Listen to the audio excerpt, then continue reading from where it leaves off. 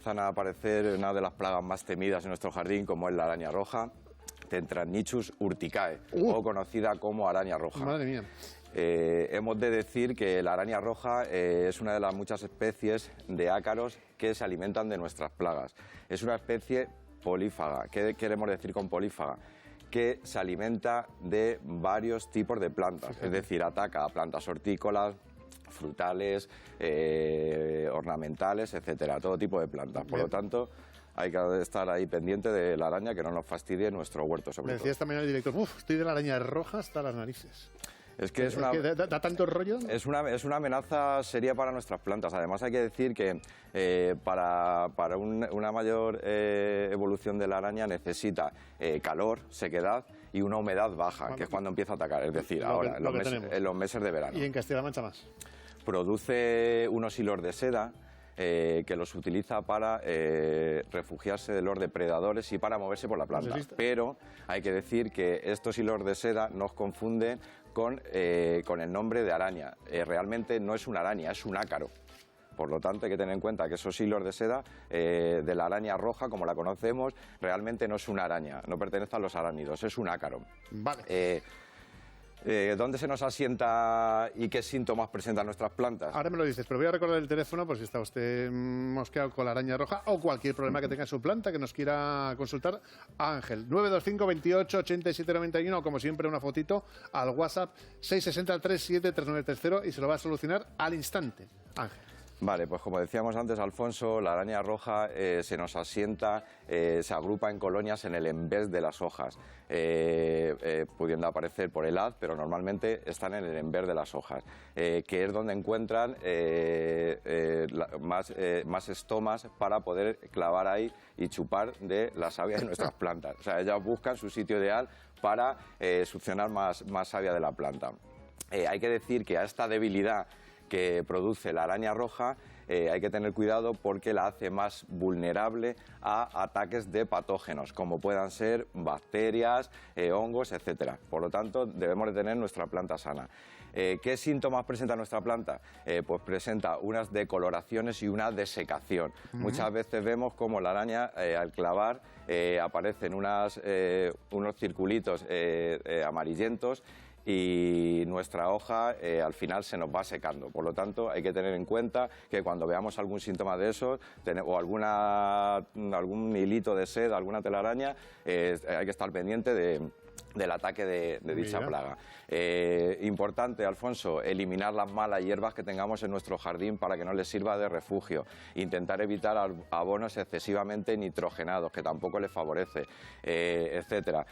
Siguiendo esa serie de consejos, vamos a tener a nuestra araña a raya. Pero sí que hay que decir que es una amenaza muy temida, porque en los meses de calor nos vamos unos días y cuando volvemos está nuestra planta... Están todas las arañas rojas ahí de fiesta. Están ahí de fiesta, sí. Oye, una curiosidad, ya sabes que yo sé de plantitas lo justo. ¿La araña roja le gustan las plantas o también le gustamos nosotros? No, le gustan las plantas. Además le gusta, como bien decíamos antes, varios tipos de plantas. Es una plaga polífaga. Sí. ¿Cualquier planta que va? Cualquier planta que va, le da igual un tomate, que una planta ornamental, que un cítrico, que un frutal, etcétera. ¿Hay alguna que no le guste? Pues creo que alguna habrá, pero es difícil. ¿Conocida, no? Es difícil, sí, es difícil. Bueno, ¿y los ingredientes para qué son? Sabes que nos gusta esa lucha ecológica o esos remedios caseros. Aparte de tratar la araña roja con azufre, por ejemplo, con el nemes, con un aceite, etcétera, nosotros queremos traer nuestro remedio casero que nos va a ayudar a erradicar o a controlar esas arañas rojas de nuestro huerto, de nuestro jardín. Pues vamos con esa receta que nos has preparado. Por lo tanto, Alfonso, debemos de preparar una cebolla, 3 dientes de ajo y 3 guindillas picantes, lo más picante que podamos. Para fastidiarlas bien. Para fastidiarlas bien, con el picante. Vamos a coger esos 3 ingredientes con esas cantidades y lo vamos a triturar todo. Vamos a añadir medio litrito de agua. Al triturar la cebolla, el ajo y la guindilla, añadimos medio litrito de agua y lo dejamos macerar 24 48 horas, 48 horas. Vale. Dejamos esas 48 horas y ¿qué hacemos? Colamos el sobrante del caldo que nos va a salir. Y ese caldo sobrante lo vamos a diluir en 3 litros de agua, o en 2 litros de agua, perdón. Y listo para pulverizar. Lo repetimos, eso sí, a la semana, 10 días, podemos repetir el tratamiento, siempre al atardecer. Una pulverización. Pulverización, es decir, tenemos aquí nuestra mezcla, salimos al jardín siempre al atardecer, ¿vale? Y empezamos simplemente a pulverizar nuestras plantas. Si podemos, siempre por el haz y por el en vez de la hoja, ¿vale? Cogemos haz y en vez de hoja, ¿vale? Damos la vuelta a nuestra hojita porque hay que recordar que donde más se produce ese asentamiento de esa araña es en el en vez de nuestra hoja. Dice director que podemos estar todo el verano así, ¿eh? No, es fácil, además con un pulverizador pequeñito, con una mochila, nos da para dar a todo. Bueno, pues nada, fíjese qué remedio más bueno y la araña roja se irá a otro sitio. El remedio lo vamos a repetir. Una cebolla, una cebollita, 3 dientes de ajo y 3 guindillas de las que piquen, frescas. Si nos las traen de México, sí, mejor. Eso. Todo lo trituramos en medio litrito de agua y esa mezcla sobrante que vamos a colar lo vamos a diluir en 2 litros de agua. Vale, y a pulverizar. Y listo para pulverizar. Bueno, pues vamos con la primera consulta que nos hace Marta de Cuenca, que te quiere consultar lo siguiente. Dice que le han regalado una diplademia, ¿le han regalado? Sí. ¿Puede ser? Vale, pues no sabe cómo cuidarla. Vale, la diplademia es una planta que tenemos que tener en cuenta como la bungavilla, que es sensible al frío. Por lo tanto, en los meses de invierno la tenemos que resguardar o taparla, etcétera. Es una planta que la vamos a ubicar en lugares de semisombra o en lugares soleados, siempre intentando buscar evitar las horas centrales del día. Riegos moderados y hay que recordar que debemos utilizar un abono específico para plantas de flor, puesto que es una planta que nos deleita con esa floración desde los meses de primavera, verano y parte del otoño. Perfecto, venga. Vamos con Soledad de Albalate de Zorita. Te quiero hacer la siguiente consulta, Ángel. Dice que tiene una noguera en una maceta y se le están cayendo las hojas. Tiene un año más o menos la planta. ¿Qué puede hacer? Vale, hay que recordar que antes se nos ha olvidado, cuando tenemos un ataque de araña también puede provocar la defoliación de la planta. Hay que valorar muchas veces, Alfonso, si esa defoliación es provocada por un estrés hídrico, por ejemplo, exceso de riego, falta, si tenemos algún hongo interno vascular, si tenemos alguna plaga en nuestra planta. Todo eso, falta de nutrientes quizá también. Todos esos factores pueden afectar a que nuestra planta se defolie o se provoque una defoliación. Bueno, pues he contestado. Ahora vamos con una foto de WhatsApp para ti, Ángel. Vamos a verla, venga. Y nos dice Ángela, buenos días, ¿puedo trasplantar al suelo esta planta? Vale, ahí vamos a decirle a Ángela que no, porque es un ficus. Entonces, el ficus es una planta que nosotros la consideramos de interior, puesto que es una planta que se nos hiela. No la debemos trasplantar en el jardín, la debemos trasplantar en el interior. Muchas veces viene bien esto porque muchas veces confundimos el magnolio con el ficus, porque la hoja es muy parecida. Esto es ficus. Entonces, el ficus lo que tenemos que hacer es ubicarlo en interior. Venga, Isabel de Valdepeñas, te quiere hacer otra consulta. Dice que tiene unas pilistras y a las hojas le salen unas especies de manchas marrones y las puntitas de las hojas se le pelan, que se le secan, se les falta de abono. Vale, cuando tenemos una necrosis en las puntitas o unas manchitas marrones, vamos a valorar si tenemos algún hongo. Si tenemos algún hongo, vamos a tratar con un fungicida, vamos a hacer tratamientos de intervalo de 15 días y vamos a valorar que las hojas nuevas que aparezcan de las pilistras ya no salgan con esas manchas o esas necrosis que aparecen. Bueno, Vicente de Madridejos, venga, va con esta consulta. A ver, sí. Tiene un granado y el granado le echa flores pero no le cuaja, se le cae.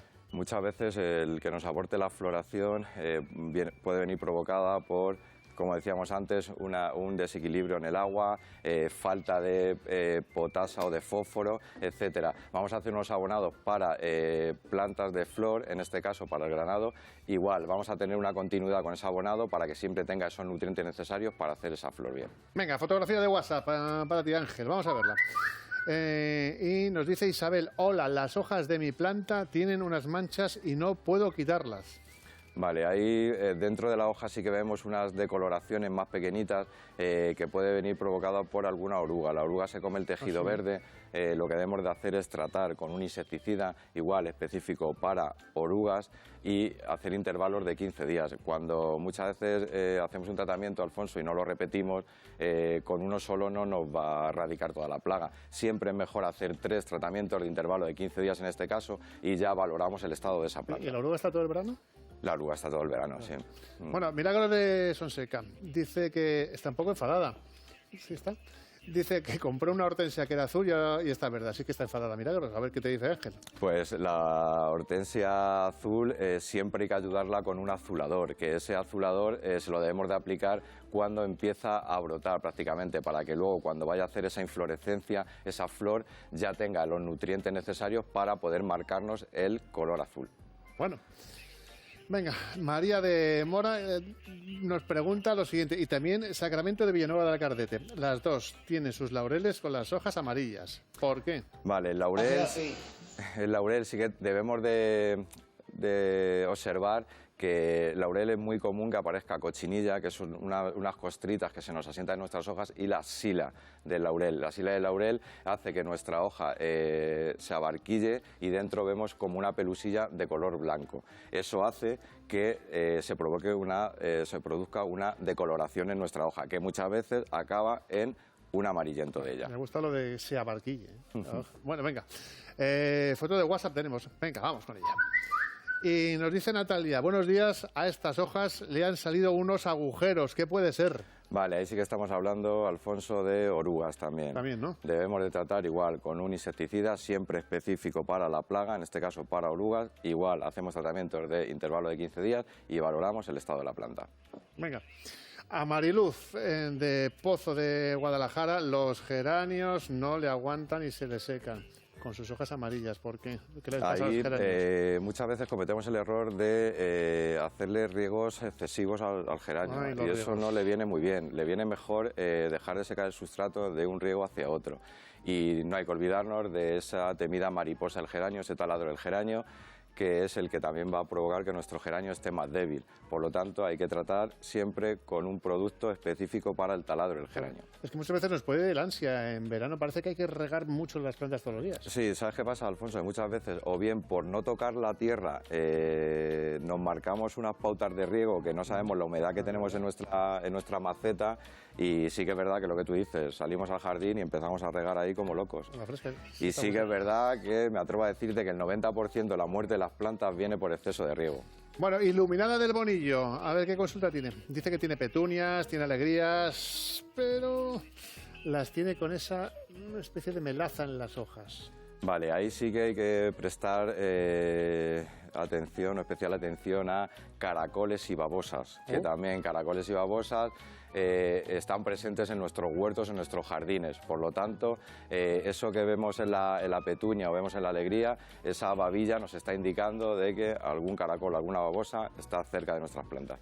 Ay, cuántas babosas hay por ahí, ¿eh? Pero ahí, Alfonso, perdona que te diga, tenemos las cáscaras de huevo que siempre utilizamos, que si las colocamos alrededor de esas plantas que tienen ese problema, el ejemplo que ponemos otras veces es como si nosotros tuviésemos que pasar descalzo por donde hubiese cristales. Claro. A ellos se lo ponemos difícil con las cascaritas de huevo. Pero cuando vengan los invitadores, las quitamos. Las quitamos, claro, eso siempre. Una foto de WhatsApp.